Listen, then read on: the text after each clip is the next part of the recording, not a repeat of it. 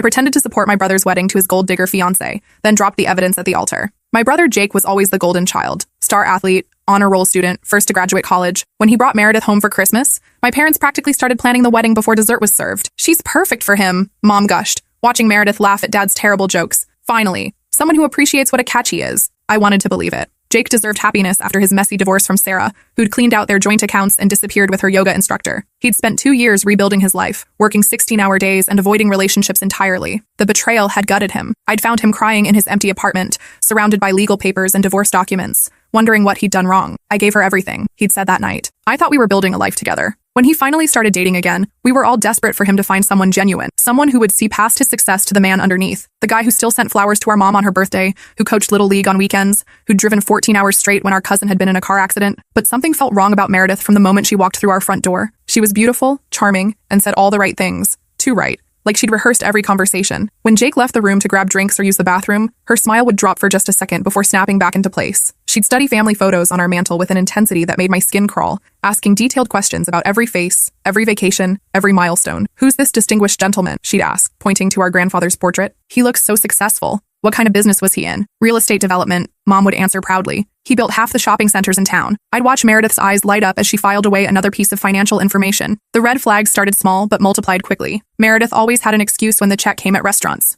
"Oops, forgot my wallet again." She'd order the most expensive item on the menu, lobster, aged steaks, premium cocktails, then claim she wasn't that hungry halfway through. Jake would laugh it off and pay for everything, plus leave a generous tip to compensate for her barely touched meals. "She's just forgetful," he'd say when I mentioned her convenient amnesia. "And she's been stressed about work lately. You know how demanding marketing can be." Her job was another mystery that grew more confusing the more I paid attention. She claimed to work in marketing for a tech startup called Digital Dynamics, but her schedule was completely random. Sometimes she'd be in urgent client meetings at 11 p.m. on a Sunday. Other times she'd be completely free all day on a busy Wednesday. When I asked about her company's name or what products they marketed, she'd give vague answers about digital solutions and streamlining business processes, before quickly changing the subject. "You know how these tech companies are," she'd say with a dismissive wave. "Everything's proprietary and confidential. I've signed so many NDAs I can barely talk about what I had for lunch." I tried looking up Digital Dynamics online. No website, no LinkedIn company page, no business registration that I could find. When I mentioned this to Jake, he got defensive. "Not every company has a huge online presence," he said. "Some businesses prefer to keep a low profile. You're being paranoid." But paranoia felt justified when I started noticing other inconsistencies.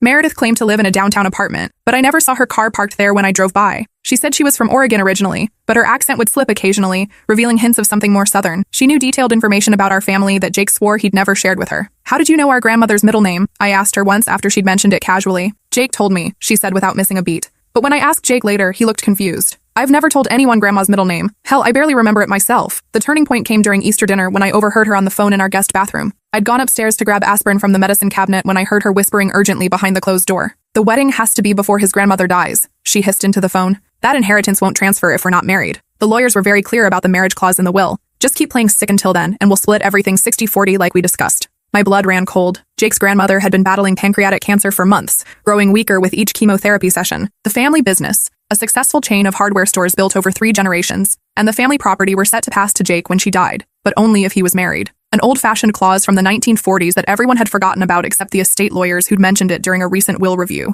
Except Meredith somehow knew about it. I pressed my ear to the door, my heart hammering as she continued. "I don't care what you have to do. Delay the diagnosis, lose the paperwork, give her the wrong medications, whatever keeps her alive until I get that ring on my finger. We need 6 more weeks minimum. Once we're married and the old lady croaks, I'll divorce him and we'll be set for life. The business alone is worth $2 million plus the property portfolio." The voice on the other end was muffled, but I heard enough to know this was planned. Orchestrated. My brother was being systematically destroyed by someone he trusted completely, and our grandmother was apparently being kept sick to serve Meredith's timeline. "Make sure the next round of chemo is especially harsh," she continued. "I need her weak enough that nobody questions it when she finally dies, but not so weak that she dies before the wedding. We've come too far to mess this up now." I pulled out my phone and started recording, my hands shaking as I captured every word. "The backup plan is still the life insurance policies, right?" she asked. "If something goes wrong with the inheritance, Jake's worth $1.2 million in coverage. But the marriage route is cleaner. No investigations, no suspicious deaths to explain." I nearly dropped my phone. She was planning to kill my brother. After she hung up, I slipped into the guest bedroom and waited for her to leave the bathroom. When she finally emerged, she was back to her sweet, concerned girlfriend persona, asking my mother if there was anything she could do to help with dinner preparation. That night, I started my investigation in earnest. When Jake's college friends visited for his birthday party, Meredith would disappear with sudden, debilitating migraines that required dark rooms and complete silence. But I caught her researching his social media from the guest room, memorizing details about people she'd supposedly never met. She had spiral notebooks filled with information, inside jokes, shared memories, embarrassing college stories, career details, family connections, everything she'd need to seem like the perfect girlfriend who just happened to miss meeting his closest friends due to her chronic health issues. My headaches get so bad around large groups, she'd explain later, touching Jake's arm with practiced sympathy. All that noise and energy just overwhelms my system. I'm so sorry I couldn't meet everyone properly. Jake would feel guilty for having friends over, for planning social events, for living his life in a way that caused his girlfriend pain. I found credit reports in her purse when she asked me to grab her lip balm from her bag. Not just Jake's, his whole family's, including mine and our parents. She'd been running comprehensive background checks on all of us, mapping our financial situations like a military strategist planning an invasion. The reports were thorough, showing bank account numbers, credit scores, investment portfolios, property values, even our employment histories and salary ranges. The papers were dated 3 months before she and Jake had supposedly met by chance at a coffee shop near his office. She'd been hunting him specifically. The worst discovery came when I borrowed her laptop to print wedding invitations, claiming my printer was broken. Her browser history was a masterclass in manipulation and criminal planning. How to rush a wedding timeline. Inheritance laws by state. Making men propose faster. Signs your boyfriend's family is wealthy. How to access spouse's accounts after marriage. Digitalis poisoning symptoms. Making heart attacks look natural. Life insurance payout timelines. But the most chilling search was recent. How to trigger heart attacks in elderly cancer patients without detection. I screenshot everything, my hands shaking as I documented months of calculated deception and what appeared to be murder planning. For weeks, I gathered evidence like I was building a federal case. Photos of documents, recorded conversations, bank statements showing her mounting debts. She owed $47,000 across 7 credit cards and had 2 active judgments against her for unpaid loans, totaling another $23,000. Her car was 3 months behind on payments and scheduled for repossession. She'd been evicted from 2 apartments in the past year for non-payment of rent. Jake was her lottery ticket, and she was running out of time. I discovered she'd been married twice before, both to wealthy older men who died under suspicious circumstances. The first husband, Harold Brennan, had suffered a massive heart attack at 52 despite no prior cardiac issues. The second, Robert Martinez, had fallen down the stairs at his home at age 58, breaking his neck. Both deaths were ruled accidental after brief investigations, and both wives inherited everything: substantial life insurance policies, business assets, real estate portfolios. Meredith wasn't just a gold digger. She was a serial killer with a specific type. I tried approaching this carefully, sharing small concerns with my family first. But Meredith had already positioned herself as the victim of my jealousy and mental health struggles. When I mentioned her strange work schedule, she'd confided in my mother about her severe anxiety disorder that made regular employment difficult. When I questioned her financial contributions to their relationship, she'd tearfully explained to my father how her abusive ex-husband had destroyed her credit out of spite and left her financially devastated. I'm so embarrassed about my situation, she'd sobbed to my parents. Jake knows everything and accepts me anyway, but Sarah seems to think I'm some kind of gold digger just because I'm not wealthy like your family. Every concern I raised, she'd already crafted a sympathetic explanation for. She was always one step ahead, painting me as the unstable, jealous sister who couldn't handle her brother moving on. Jake was completely blind to it all. Love does that to people, especially people who've been hurt before. He was so grateful to find someone who seemed to accept him completely, who praised his kindness and success, who made him feel like a hero again after Sarah's betrayal, that he ignored every red flag I tried to point out. She makes me feel like myself again, he'd say when I expressed concerns. For the first time since Sarah, I'm not worried about being betrayed. Meredith's been through her own hell. She understands what it's like to have someone you trust hurt you. The irony was devastating. She was playing his trauma against him, using his fear of being hurt again to make him ignore signs that he was being hurt in exactly the same way. 2 weeks before the wedding, I made copies of everything and went to the police. Detective Morrison listened patiently as I laid out the evidence. The recordings, the financial documents, the browser history, the pattern of dead husbands. But his expression grew increasingly skeptical as I spoke. "Ma'am, being in debt isn't a crime," he said finally. "Even researching inheritance laws isn't illegal if she's planning to marry into the family." As for the previous husbands, both cases were thoroughly investigated at the time. Without concrete evidence of a current crime, this sounds like a family dispute. "She's planning to kill my brother," I insisted, "and possibly my grandmother." The phone conversation I recorded could be interpreted multiple ways, he interrupted. Defense attorneys are very good at creating reasonable doubt. Keep playing sick could mean a lot of things that aren't criminal. He was right, legally, but I knew what I knew. "What if she actually hurt someone?" I asked. "Then we'll investigate," he said.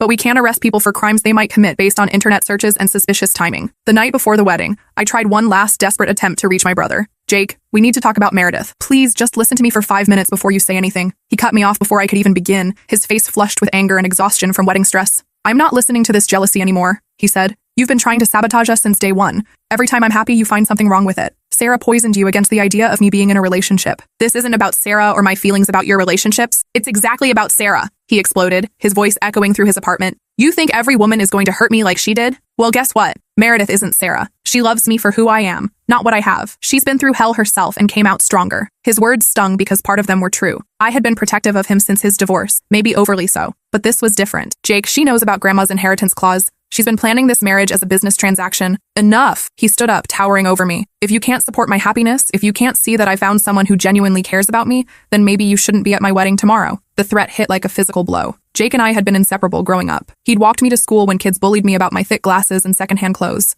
I'd helped him through his divorce, holding him while he cried over Sarah's betrayal, and promising him he'd find real love someday. The idea of losing him to someone who was planning to destroy him was unbearable, but I knew what I had to do. The next morning, I put on my bridesmaid dress, a soft lavender that Meredith had chosen because it would photograph beautifully and complement her wedding photos. I did my makeup carefully, fixed my hair into the elegant updo she'd requested, and smiled through the pre-wedding photos at her parents' house. I hugged Meredith and told her she looked absolutely stunning in her $8,000 designer dress that Jake had insisted on paying for, despite her protests. "You're going to make my brother so happy," I said, the lie tasting bitter in my mouth. I posed with a bridal party and made small talk about flowers and honeymoon plans, nodding enthusiastically when she described their planned 2-week trip to Italy, another expensive vacation that Jake was funding, all while carrying a folder of evidence carefully hidden in a specially sewn pocket inside my dress. The ceremony was held at the Riverside Country Club, Jake's dream wedding venue that he'd talked about since we were kids. 300 guests filled the elegant ballroom, business associates, college friends, extended family, and community members who'd known our family for decades. Meredith had insisted on the most expensive package: open bar, 7-course dinner,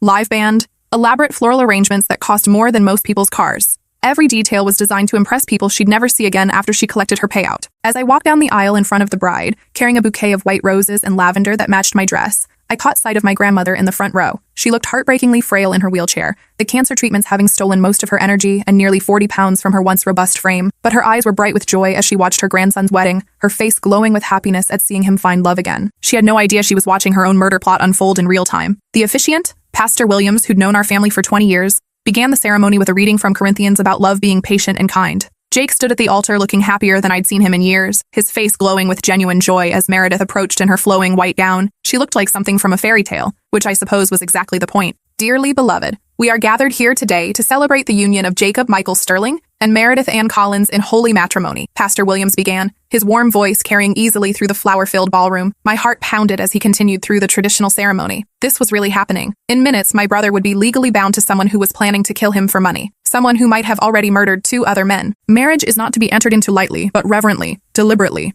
and in accordance with the purposes for which it was instituted by God. It signifies the mystical union between Christ and his church, and it is therefore not to be undertaken carelessly or selfishly, but thoughtfully and in the love of God. I thought about all the evidence hidden in my dress. The credit reports showing her massive debts, the browser history documenting searches for murder methods, the recorded phone conversation about keeping our grandmother sick, the pattern of dead husbands who'd all died unexpectedly after marrying her. Would anyone believe me? Would it matter if they did? Marriage is the blessed arrangement and institution ordained by God in paradise, and it has been confirmed as honorable among all men. It is therefore not to be undertaken lightly or thoughtlessly, but with reverence and in the fear of God. The irony of those words, about not undertaking marriage lightly, while watching someone who'd turned marriage into a murder weapon, wasn't lost on me. If any person can show just cause why they may not be joined together, let them speak now or forever hold their peace. The moment arrived faster than I expected, the traditional words that usually pass without incident in modern weddings, a formality that Pastor Williams probably hadn't seen, interrupted in his decades of performing ceremonies. I stood up slowly, my legs shaking with adrenaline and terror. I do. The church went silent so completely I could hear the air conditioning humming. 300 people turned to stare at me. I felt their shock, their confusion,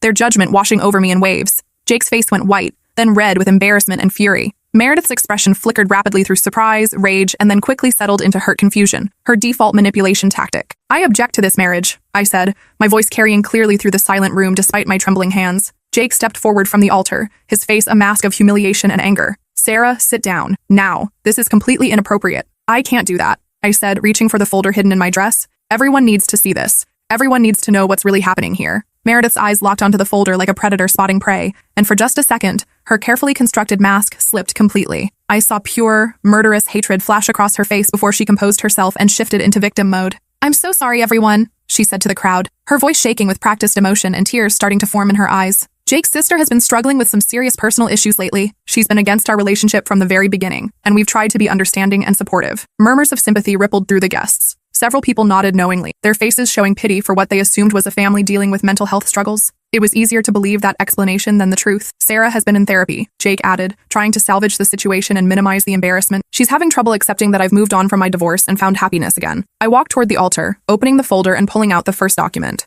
"Meredith, tell everyone about your phone call on Easter Sunday. The one where you discussed keeping our grandmother sick until after the wedding so you could inherit the family business." The color drained from Meredith's face so quickly I thought she might faint, but she recovered with impressive speed. "I have absolutely no idea what you're talking about," she said, tears starting to flow freely now. "This is my wedding day. How could you do this to me? To your own brother?" "Because I have it recorded," I said, pulling out my phone. "Would you like me to play it for everyone?" I pressed play, and her voice filled the silent church, crystal clear and unmistakably hers. The wedding has to be before his grandmother dies. That inheritance won't transfer if we're not married. The lawyers were very clear about the marriage clause. Just keep playing sick until then, and we'll split everything 60-40 like we discussed. The room erupted in gasps, whispers, and shocked exclamations. I watched faces change from confusion to horror as the implications sank in. My grandmother clutched her chest, her face pale with understanding and betrayal. Jake stared at Meredith like he'd never seen her before, which in many ways he hadn't.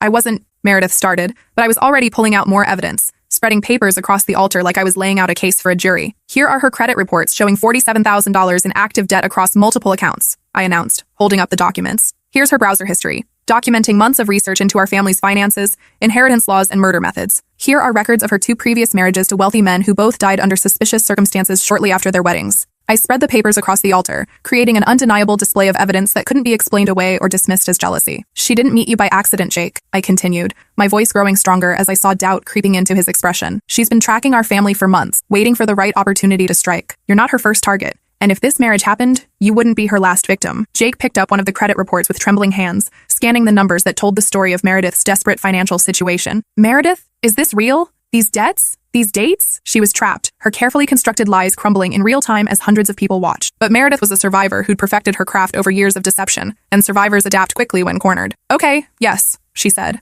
dropping the innocent act entirely, and speaking in a voice I'd never heard from her before. Cold, calculating, completely different from the sweet girlfriend persona. I researched your family before we started dating, but that's just being smart in today's world. Everyone does background checks on people they're going to commit to. It doesn't mean I don't love him. You told us you'd never been married before, Jake said quietly, his voice hollow with betrayal. I said my previous relationships didn't work out, she replied with a shrug. That's technically true. Death is the ultimate relationship failure. 2 husbands died, Meredith, both mysteriously, both wealthy, both shortly after marrying you. She actually laughed, a sound completely unlike any laugh she'd ever made around our family. It was harsh, bitter, and utterly without warmth. Mysteriously? She mocked. Harold had a heart attack because he was 300 pounds and lived on nothing but bacon and whiskey. Robert fell downstairs because he was drunk 20 hours a day and could barely walk straight. If that's mysterious, then every widow in America should be under investigation. The cold calculation in her voice, the casual way she dismissed the deaths of men she'd supposedly loved, was terrifying. This was who she really was underneath the sweet, vulnerable act, a predator who viewed human lives as business opportunities. My father stepped forward from the front row,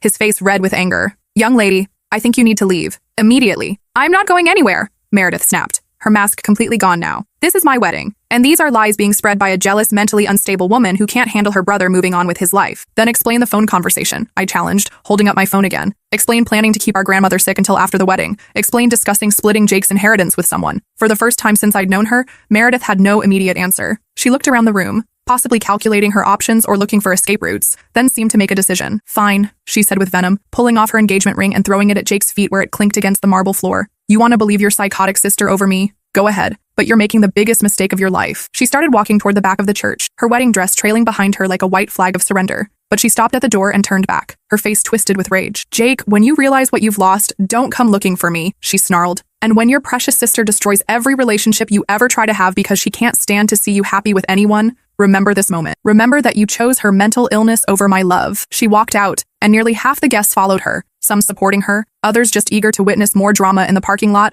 or simply wanting to escape the uncomfortable situation. Jake stood among the scattered papers, still holding her credit report, surrounded by the ruins of what was supposed to be the happiest day of his life. His dream wedding had become a public nightmare in front of everyone he knew and respected. Jake, I said softly, approaching him carefully like he might bolt. I'm so sorry it happened this way, but don't. He held up his hand, his voice hollow. Just don't say anything right now. I can't. I need a minute to process this. Pastor Williams, clearly shaken by the most dramatic ceremony of his career, cleared his throat. Perhaps we should move this conversation to somewhere more private. My parents, Jake, and I ended up in the country club's manager's office while the remaining guests were directed to the reception hall for drinks and whatever explanation the staff could provide. Jake sat in a leather chair, still in his tuxedo, staring at the evidence spread across the mahogany desk like pieces of a puzzle he couldn't quite solve. How long have you known? He asked finally, his voice barely above a whisper. I started suspecting things at Easter when I overheard that phone call, but I've been actively gathering evidence for about 6 weeks. 6 weeks. He nodded slowly, like he was trying to make sense of a timeline that didn't match his reality. And you didn't think to tell me any of this? I tried, I said, frustration bleeding into my voice. Every time I brought up concerns, you said I was jealous or mentally unstable.